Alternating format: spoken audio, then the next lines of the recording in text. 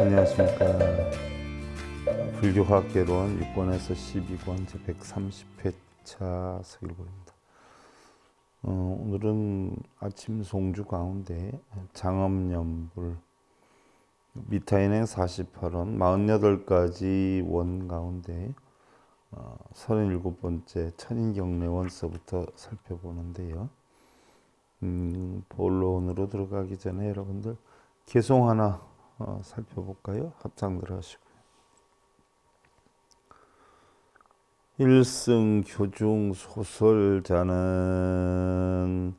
사사무해 하야 법계 원융이니 자사 사무해 법계 황귀일미 불차일미 지적 방현조사 소실심이라나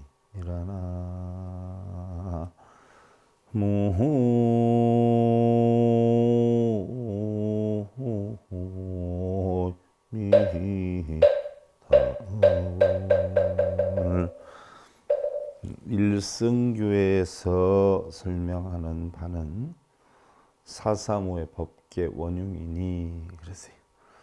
일승이다 하는 것은 불승의 가르침이죠. 우리가 결국은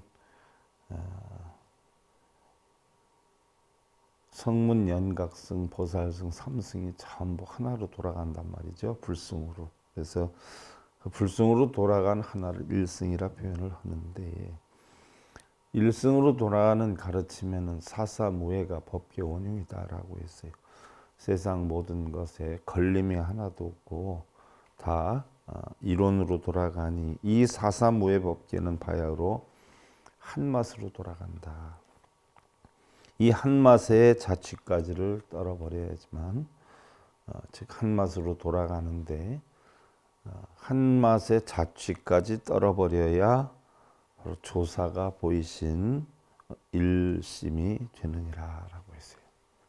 그러면 우리는 보편적으로 오온이 공하다 하는 이치를 알지만 그 오온이 공하다 하는 그 이치까지도 내려놔야 그것이 진정한 일심이요 일승의 가르침이다. 이 부처님의 가르침이죠. 그러니까 세상의 모든 것은 연기를 하니까 고정된 실체는 없다 하는 이야기죠. 항상 변해간다는 이야기예요. 그래서 변해가기 때문에 있다라고 하는 사고가 하나도 없는, 쉽게 얘기하면 색이든 공이든 공하지만 공한 자체까지도 없는 상태가 되어야 우리는 일심으로 돌아간다는 이야기인데요.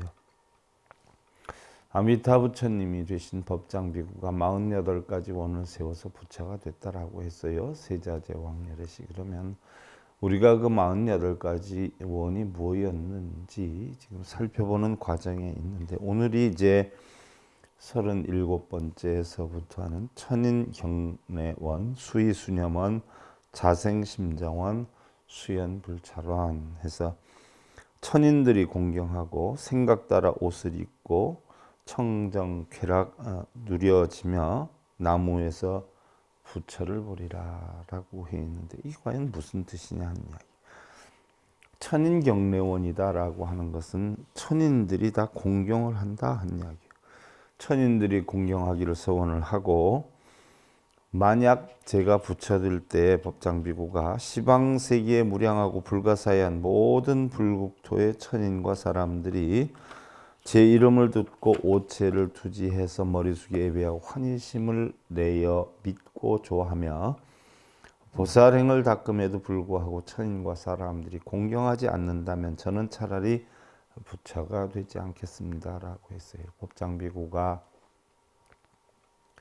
천인이 되었던 인간이 되었던 자기 자신을 공경하지 않으면 자기는 부처가 되지 않겠다라고 해 있는데, 자, 우리들은 흔히들 천인이다라고 하면 하늘천에 사람인을 쓰니까 뭐 하늘에서 구름을 타고 내려오든지 천상세계에서 사는 사람들을 보편적으로 천인으로 알고 있는 분들이 많아요. 그런데 우리가 본래는 공하단 말이죠. 공한데 이 공한 청정한 본성을 지니고 있는데 육근이 육경을 부딪혀 가지고 결국 탐진치를 낸단 말이죠.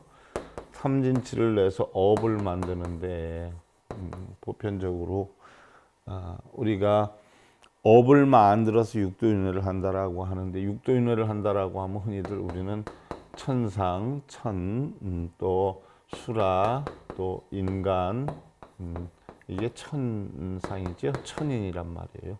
그 다음에 축생, 악귀, 지옥, 이렇게 해서 육도윤회를 한다라고 해요. 그럼 우리가 흔히들 이야기를 할 때에 탐냄이 많으면 악귀가 되고, 또 성냄이 많으면 지옥으로 떨어지고, 어리석음이 많으면은 축생이 된다라고 했어요. 그래서 탐내고 성내고 어리석고 하면 탐진치를 내면 바로 우리는 지옥하기 축생 사막도에 떨어진다라고 했어요. 그러면 탐내고 성내고 어리석음이 많을 때에 우리는 사막도에 떨어지지만, 탐내고 성내고 어리석음이 적을 때는 삼선도로 가는데, 탐냄이 많으면은 악귀에 떨어지만 탐냄이 적으면 천상에 가요. 탐냄이 적으면은 번뇌와 고통이 적단 말이죠. 즐겁게 살 수가 있어요. 그래서 탐냄이 적으면 천상에 나고, 어리석음이 적으면 수라가 되고, 또 성냄이 적으면 인간이 된다라고 했어요. 그래서 결국은 탐진치 세 개로 이루어지는 게 삼선도 사막도인데, 우리가 천인이다라고 하면 일반적으로 10가지의 선업을 쌓아서 걱정과 근심과 번뇌가 적고 탐냄이 적어서 자적하게 살 수 있는 여건이 되니까 이게 천상세계에 있다라고 했어요. 그래서 이 육도윤회 가운데 천상에 있는 사람들을 천인이라 그러죠. 보편적으로 탐냄이 적은 중생들이 있는 곳, 또 그런 곳의 사람을 우리는 천인이다라고 해요. 그래서 이런 탐냄이 적은 인간이나 적은 사람이나 또 성냄이 적은 인간들이 공경을 하지 않으면 자기는 성불 하지 않겠다라고 했으니까, 결국은 바로 해탈도에 이르는 어떤 여건을 깨닫겠다는 이야기죠. 그래서 육도를 윤회를 하는 중생들이 해탈도를 얻을 수 있도록 수행하는 과정에서 당신이 법장비구가 해탈도를 이루어서 천인이나 인간들이 공경하지 않으면 자기는 성불을 하지 않겠다. 그러니까 해탈도를 이루겠다는 이야기가 되는 것이죠. 그 다음에 이제 수의 수념원인데, 수의 수념이라는 것은 생각에 따라 옷을 입겠다라는 이야기예요. 만약 제가 부처가 될 때에 불국토의 사람과 천인들이 의복을 얻고자 하면 생각하는 대로 생기고, 또 부처님께서 찬탄하시는 바와 같은 법다운 미묘한 옷이 저절로 몸에 입혀질 것이오나, 자, 법다운 미묘한 옷이다라고 했어요. 우리는 수의 수념이다라고 하면 나 춥다 하면은 두꺼운 옷이 입혀지고, 덥다 그러면 시원한 옷이 입혀지고, 이런 옷이 입혀지는 줄 안단 말이죠. 수의 수념이다 하는 것은. 근데 여기는 바로 뭐예요? 법다운 미묘한 옷이다 그랬어요. 저절로 몸에 입혀질 것이오나, 만일 그렇지 않고 바느질이나 물들이고 빨래를 할 필요가 있다면 저는 차라리 부처가 되지 않겠습니다라고 했어요. 그러면 여기에서 얘기하는 수의 수념이다, 생각대로 옷이 입혀진다는 것은 우리가 실제로 입는 옷을 뜻하는 것이 아니에요. 내가 바로 뭐예요? 중생이냐 부처냐에 따라서, 내 마음가짐에 따라서 중생의 지위에 오르기도 하고 또한 부처의 지위에 오르기도 하는 그러한 데 역량 따라 바로 옷이 입혀진다. 그런 어떤 우리가 부처가 될 어떤 단계를 보면 화엄리에서 52단계가 있단 말이죠. 그럼 52계위에 맞춰서 내 능력에 따라서 단계가 형성이 되는 것과 같이, 내가 탐을 많이 내면 바로 악이 떨어지고, 성냄을 많이 내면 지옥에 떨어지고, 어리석음을 많이 내면 축생이 되는 이치와 같이, 내가 탐냄이 적으면 천상에 나고, 어리석음이 적으면 수라가 되고, 성냄이 적으면 인간이 되는 것 같은 나의 역량 따라 어떤 계위가 달라지는, 저절로 계위가 달라지는 어떤 여건이 되지 않으면 이런 이야기가 되지요. 그리고 보면은 수의수념이다라고 하는 것은 우리는 대부분 원을 세워서 불자들 같은 경우에는 보살이 되겠다, 부처가 되겠다는 원을 세운단 말이죠. 그럼 원을 세우는 것으로 끝나는 게 아니라 내가 그런 것을 이루어서 부처와 보살의 자격을 갖추지 않으면 그러한 자격을 갖추게 되도록 하겠다. 갖추지 않으면 부처가 되지 않겠다. 갖추게 되도록 하겠다. 이런 이야기가 되는 것이에요. 뭐 여기에서 옷이다라고 하니까 실제로 뭐 더우면 짧은 옷이 입혀지고 추우면 두꺼운 옷이 입혀지고 그렇게 아는 분들이 많아요. 우리 불교에 보면 이렇게 비유법이 참 많거든요.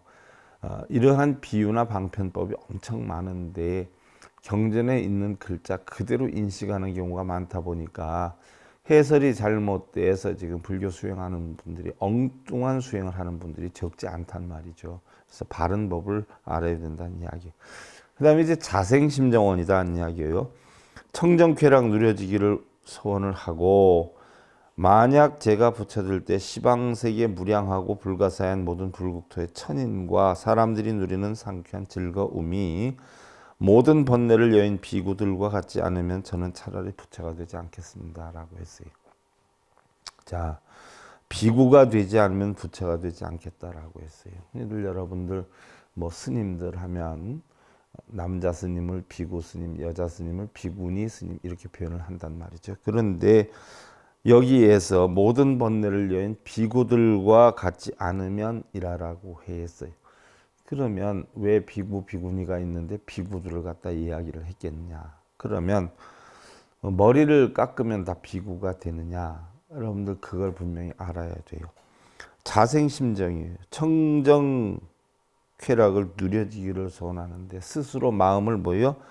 깨끗하게 만들어서 청정함을 만들겠다는 이야기인데 그 청정함을 만들지 않으면 부처가 되지 않겠다라고 했어요. 그런데 누구처럼? 비구처럼이라고 했어요. 자, 그러면 비구가 어디에서 발원이 됐냐면 여러분들 인도 자체에서 거지를 남자 거지를 비쿠슈라 그래요. 비쿠슈. 여자 거지를 비쿠신이라고 표현을 하지요. 그것이 중국으로 건너갈 때 비쿠슈, 비쿠신이를 한자로 쓰기가 곤란하기 때문에 한자하고 음이 비슷한 비쿠, 비쿠니로 옮겨 썼어요. 이것을 우리가 읽을 땐 비구, 비구니라고 이렇게 읽어요. 그럼 비구가 되었던 비구니가 되었던 결국 비쿠슈, 비쿠신이는 뭐예요? 거린이에요. 빌어먹는 사람이에요. 빌어먹는다는 것을 거꾸로 표현하면 뭐예요? 내 것이 하나도 없다는 이야기예요. 내 것이 하나도 없기 때문에 음식 하나를 먹어도 뭐예요? 빌어서 먹어요. 빌어서. 그래서 빌어서 먹는 거지들을 남자 거지를 비구, 여자 거지를 비구니라고 하는데 바꿔놓고 보면 뭐예요? 자기 것이 하나도 없다. 나가 하나도 없다. 그래서 철두철미하게 자기 자신을 버린 사람. 너무나 많이 버려가지고 음식 한 조각을 먹더라도 빌어먹어야 되는 처지에 있는 사람. 쉽게 예를 들면 탐진치를 다 벗어버린 청정한 사람. 이거를 비구다, 비구니다라고 할 수가 있어요. 그래서 여기에서도 결국 청정쾌락 누려지기를 원한다라고 하면 내 마음 속에 있는 탐진치를 모두 비워버리고 오로지 청정함만 유지하는 이런 자들, 출가자들과 같은 그런 여건이 되지 않으면 차라리 부처가 되지 않겠다. 이들 뭐 비구, 비구니 하면은 머리 깎고 승복 입으면 비구, 비구니가 되는 줄 알지만 마음이 청정해야 되는 거예요. 나와 내 것이 없고 모든 것을 말끔히 탐진치를 버리고 걱정, 근심, 번뇌를 버리고 열반락을 이룰 정도의 청정함을 유지한 분들을 비구, 비구니라고 그래서 출가다라고 하는 것은 결국 출가, 집을 나왔어요. 어느 집을 나왔냐? 본성 속에 있는 걱정, 근심, 번뇌, 탐진치의 마음에서 벗어났어요. 그래서 출가라고 그래요. 일반적으로 중생이다라고 하면 이 속에 탐진치도 걱정, 근심, 번뇌도 있단 말이죠. 그러니까 탐진치와 걱정, 근심, 번뇌에서 벗어난 자들, 쉽게 그를 출가자들이다 이렇게 표현을 해요. 뭐 머리 깎고 옷 입었다고 출가라고 하는 거 아니에요. 그러니까 그런 분들을 표현하는 게 이제 머리 깎고 뭐요? 승복을 입었다. 승복은 뭐 회색이니까 더러움도 안 타지요. 더러운 줄 몰라요. 청정함을 나타내기 때문에.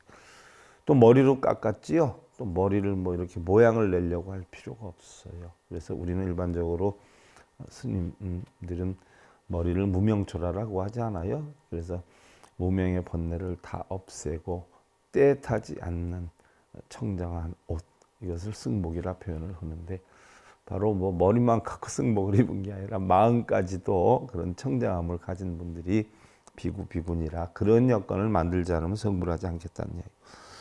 그 다음에 이제 수연불찰원이다. 나무에서 불국 보기를 소원한다. 만약 제가 부처가 될 때 시방세계에 무량하고 불가사의한 모든 불국토의 보살들이 시방세계에 헤아릴 수 없는 청정한 불국토를 보고자 한다면 원하는 대로 보배나무에서 모두 비춰보게 할 것이 온데, 이는 마치 거울로 자신의 얼굴을 보는 것과 같을 것이다.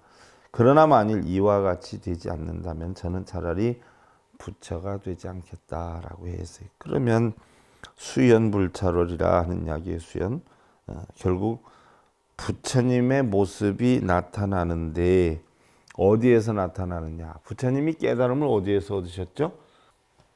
보리수 나무 아래에서 얻었다라고 하는데, 그럼 그 나무가 부처님께 깨달음을 얻게 해 주었나요?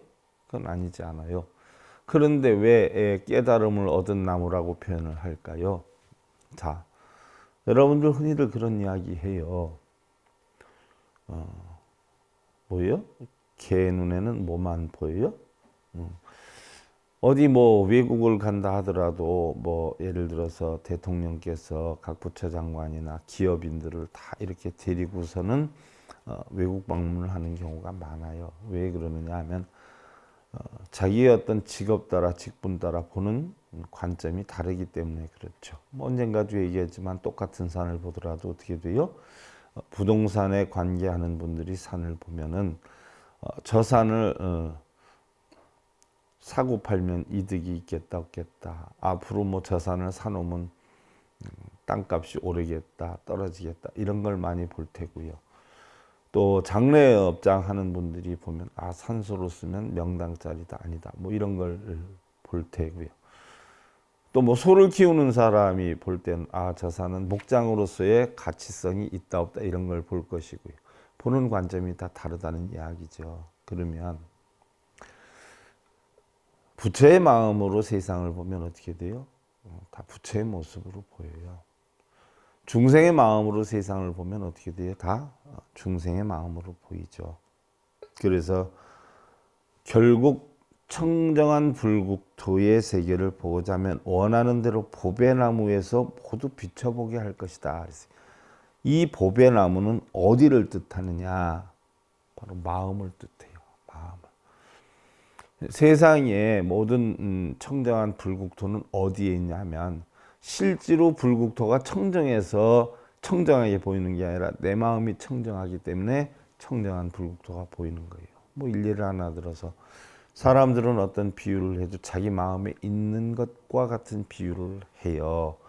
이해타산을 많이 하는 사람은 자기가 이해타산을 많이 하기 때문에 이해타산적으로 세상을 보고, 자기가 너그러운 사람은 에이 뭐 그렇게 째째하게 사람들이 그럴 리가 있어 하고 너그럽게 본단 말이죠. 사람의 역량 따라 달라요. 그래서 내 마음이 부처의 마음이 되면 나무도 부처가 되는 거고 건물도 흙도 땅도 다 부처로 보이는 거예요. 그래서 보배나무에서 모두 비춰보게 한다라고 하는 것은 이 보배나무를 바로 어디에 비유했냐? 본성에다 비유를 했어요. 그래서 거울로 자신의 얼굴을 보는 것과 같을 것이다 라고 했어요. 거울. 그래서 부처의 마음으로 세상을 보지를 못하면 자기는 부처가 되게 하지 않겠다, 부처가 되지 않겠다 이런 뜻이 되는데, 자, 거울로 자신의 얼굴을 비춰보면 어떻게 돼요? 울면 우는 모습이 보이고 웃으면 웃는 모습이 보이지요. 뭐 내가 슬픈 표정을 하면 슬픈 표정을 짓고 또 웃으면 웃는 표정을 짓는다라는 이야기인데 바로 우리의 불성 본성은 뭐예요? 있는 그대로를 보는 지혜의 눈이란 말이죠. 그래서 만일 이와 같이 되지 않는다면 저는 차라리 부처가 되지 않겠다 해서 모든 중생들이 부처의 마음을 지니지 않는다면 나는 부처가 되지 않겠다는 이런 소원이 되는 것이고요. 다음이 이제 41번째 무제근결원 현증등지원 문생호기원 구족선근원이라 그랬어요. 자, 무제근결원이라 모든 육군을 구족하고 현중등지원 삼매 중에 공양을 하며 문생호기원 좋은 가문 태어나고 구족선군원 모든 공덕 구족하며 그랬지. 무제근결원이라 모든 육군을 구족하기를 소원한다. 만약 제가 부처될 때 다른 국토의 보살들이 제 이름을 듣고 성불할 때까지 온몸에 부족한 점이 있고 구족하지 못한 자가 있다면 저는 차라리 부처가 되지 않겠습니다. 육근이 구족이 됐다는 게 무슨 얘기일까요? 육근이 구족했다. 자, 우리의 육근은 뭐예요? 눈, 귀, 코, 여, 몸, 뜻이란 말이죠. 안입이 설신이에요. 그럼 어느 누구나 육군을 다 구족하고 있잖아요. 눈, 귀, 코, 여, 몸, 뜻이 다 있잖아요.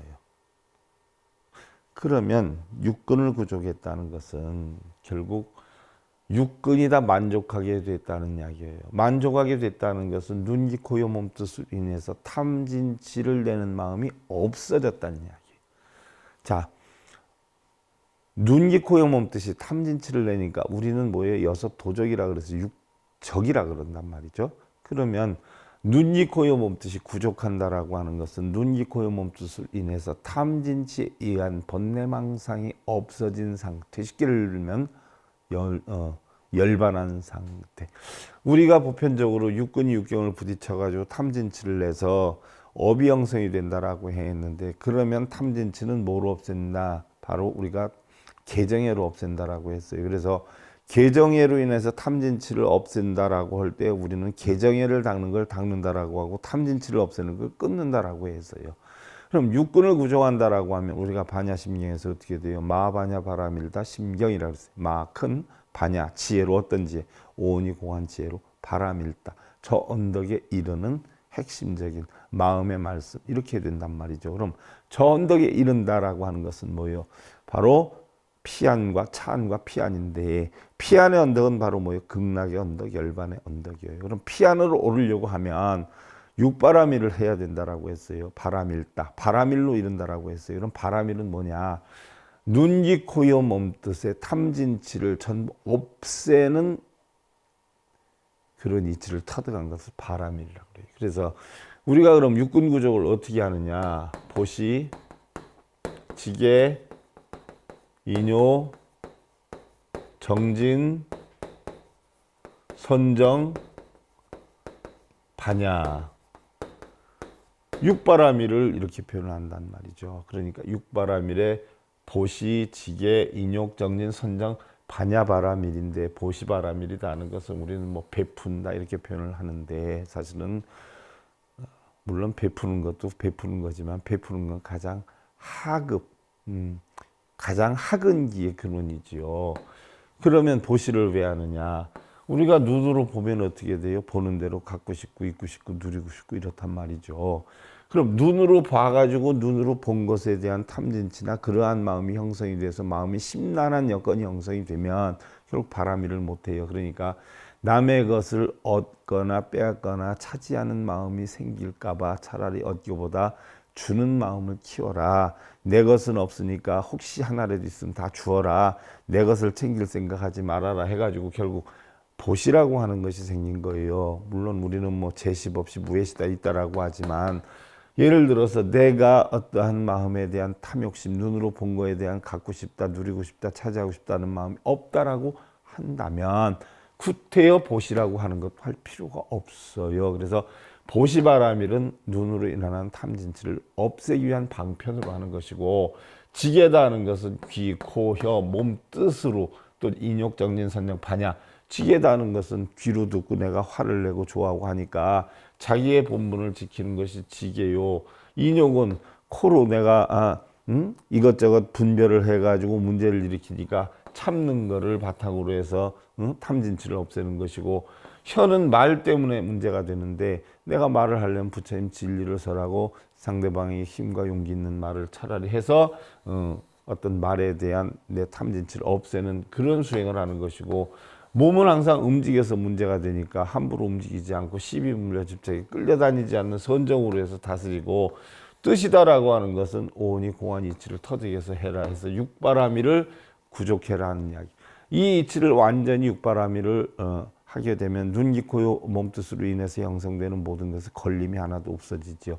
이것을 갖다 우리는 정신신자 다 걸림이 없이 통한다 해서 신통이라고 그래요. 그래서 눈, 귀, 코, 몸뜻 6개로 이루어지는 걸림 없는 행위이기 때문에 우리는 육신통이다 이렇게 표현하는 거예요. 뭐 육신통이다라고 해서 요술을 부리고 이러는 게 아니에요. 그래서 모든 육군을 구족을 해서 결국 구족하지 못한 자가 있다면 성불하지 않겠다. 그러니까 자기의 가르침을 통해서 어느 누구든지 바로 육신통을 다 터득하게 하겠다는 이야기고요. 현증 등지원이다 하는 것은 삼매 중에 제불공양 서원하며, 만약 제가 부처들 때 다른 국토의 보살들이라고 하더라도 제 이름을 듣는 이는 모두 청정한 해탈 삼매를 얻고, 또한 이 삼매에 머물러 산 생각에 무량하고 불가사의한 모든 부처님을 공양하고도 삼매를 잃지 않을 것이오나, 만약 그렇지 아니하면 저는 차라리 부처가 되지 않겠습니다. 청정한 해탈 삼매.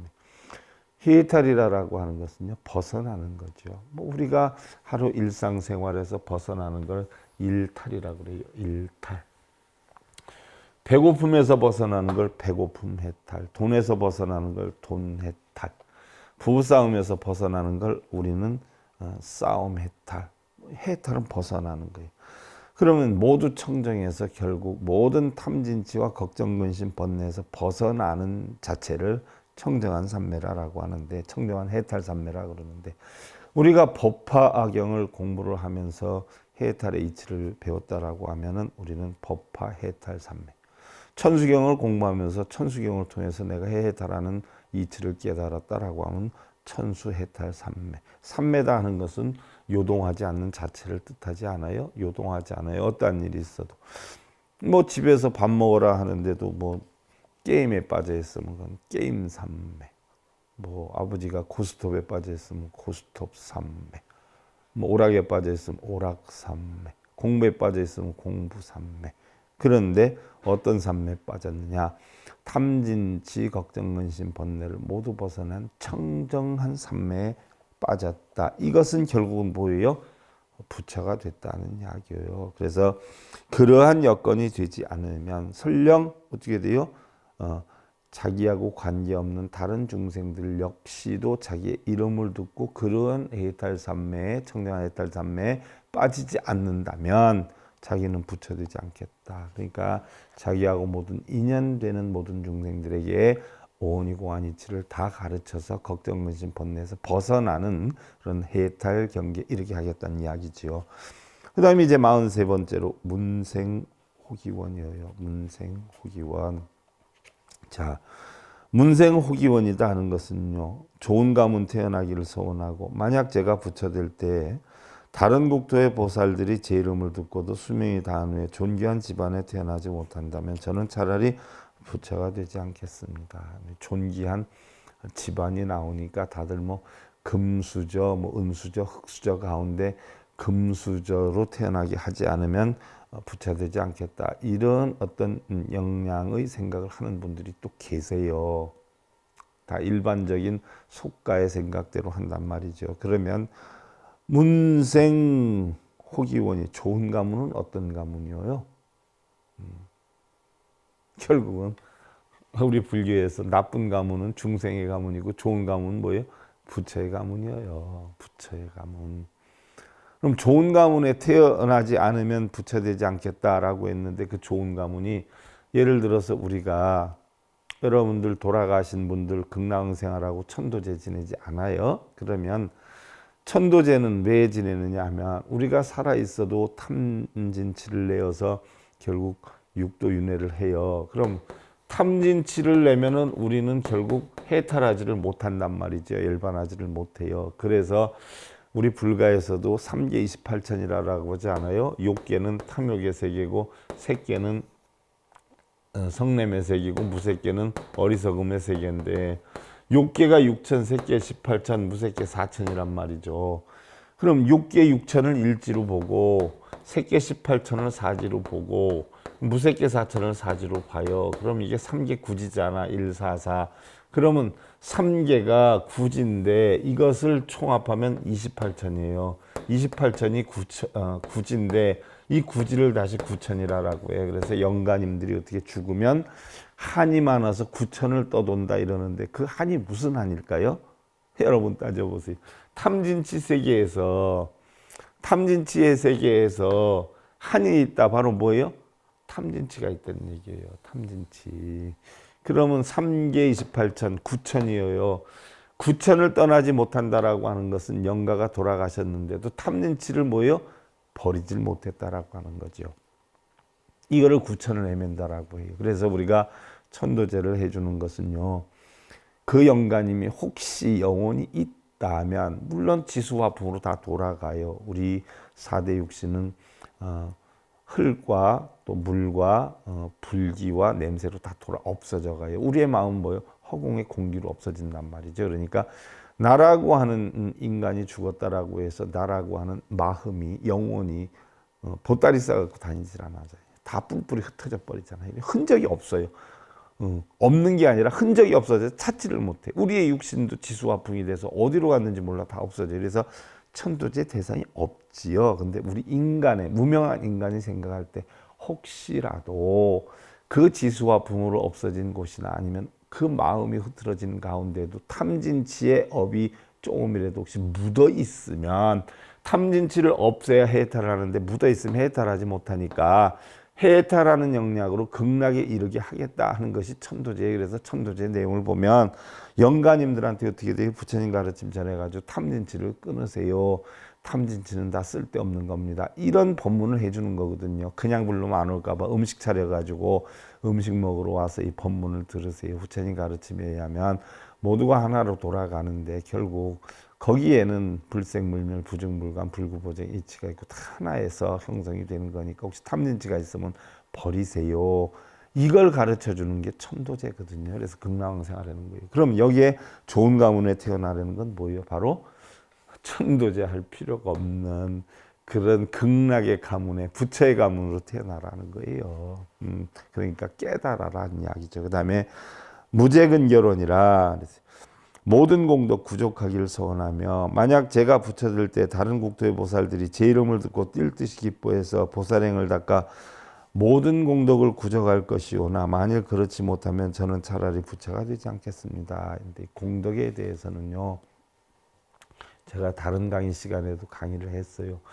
우리의 본성은 본래 텅텅 비어 있어요. 그래서 공덕도 업장도 본래는 없는 거예요. 자기 마음에 본래는 없는데 인연 따라 만들 뿐이에요. 인연 따라 만들어도 거기에 끄달리지 않으면 업장도 공덕도 사실 없는 거란 말이죠. 근데 자기가 붙잡아 끄집어내니까 공덕이 있다 업장이 있다라고 하는데 자 모든 공덕을 구족한다라고 해서 우리 불교에서 모든 공덕을 구족하는 건 어떤 공덕일까요? 제가 다른 과목에서도 얘기했지만 불사공덕, 공양공덕 이런 것도 뭐 하나의 우리가 색의 입장으로 보면 공덕이 될 수 있어요. 쉽게 얘기하면 상이 있는 걸로 색이 있는 걸로 보면 공덕이 될 수 있어요. 그러나 부처님 가르침 그대를 놓고 보면 색과 공이 없는 거, 색과 공이 없는 거, 색과 공이 없는데 있는 거. 공 가운데는 색이 있잖아요. 진공묘잖아. 쌍차쌍조잖아요. 그러니까 바로 있는 자체에 끄달리지 않는 공. 이것이 공덕이에요. 그 이치를 깨닫는 거. 왜 그 이치를 깨닫는 게 공덕이냐? 부처님과 보살님의 원은 뭐예요? 오온이 공한 이치를 깨달아서 결국 원이 있다면 고통을 받는 중생들에게 고통을 받지 않는 그런 어떤 가르침을 주는 것. 이것이 결국은 불사공덕이거든요. 불사다는 것은 부처님의 일 아니에요? 부처님의 일. 부처님의 일은 뭐예요? 깨닫는 거예요. 깨달아서 깨닫지 못한 자들을 어떻게 돼? 깨닫게 이끌어주는 거란 말이지. 이걸 불사공덕이라고 하지. 흔히들 불사공덕이다라고 하면 뭐 짓고 뭐 시주하고 불사공덕인 줄 아는데 아니에요. 오온이 공한 이치를 깨달아서 바로 공하지 않기 때문에 고통을 받으니까 다 공한 이치를 깨달아서 고통을 받지 않는 방법을 가르쳐 주는 것. 이것이 결국은 공덕이거든요. 그래서 모든 공덕을 구족하기를 소원한다는 것은 바로 이러한 부처님의 가르침을 바르게 깨쳐서 고통받는 중생들에게 고통받지 않는 이런 여건을 베풀어 주는 것, 이런 여건을 움직이는 걸 우리는 공덕이다 이렇게 표현을 하는 것이에요. 그래서 그런 공덕을 다 구제하지 않으면, 부족하지 않으면 부처되지 않겠다 했으니까 자기의 어떤 가르침을 통해서 모든 중생들이 다 그런 깨달음을 얻게 하겠다 하는 이야기예요.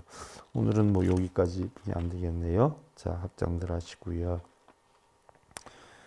강자 비창점의 선자 편파돈종하니 선강 상봉 호월지격이 니라나 무미타.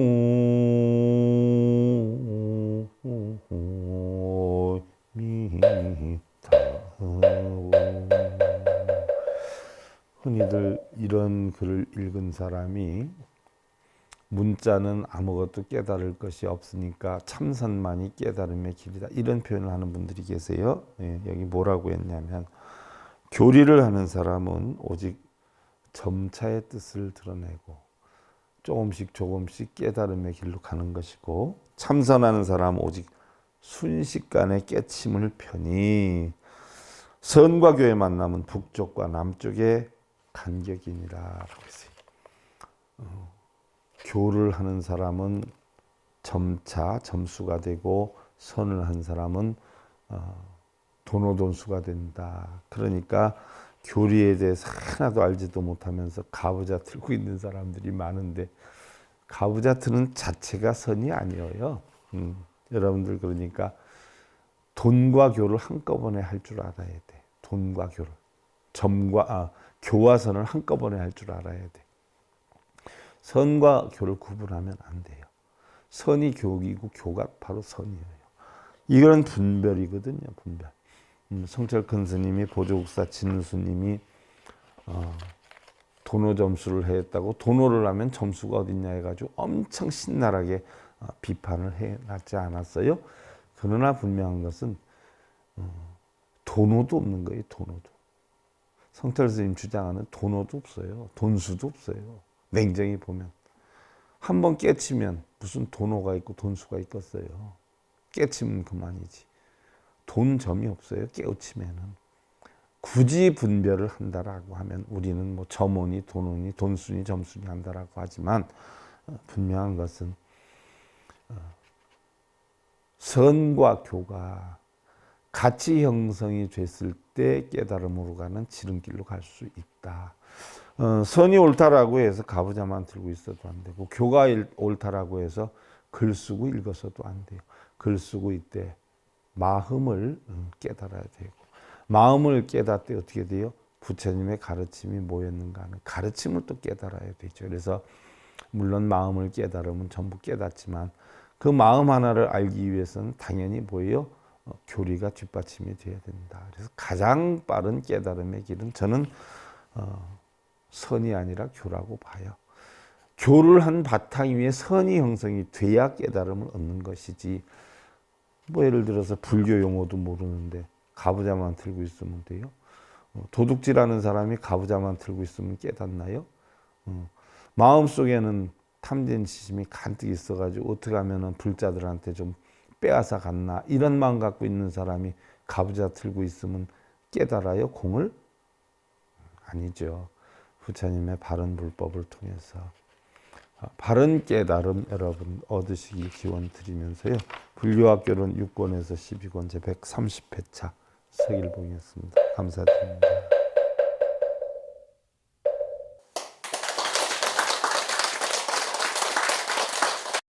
행복으로 가는 징검다리에 서길봉 스님이 여러분들을 초대합니다. SIB 불교교육대학에서는 더 듣다 생활 속의 천수경 달마대사 성관법, 현대생활 불교 법요지, 불교학개론, 성찰스님 백일 법문 등을 비롯한 다른 불법, 다른 진리, 서길봉 스님의 SIB 불교 교육대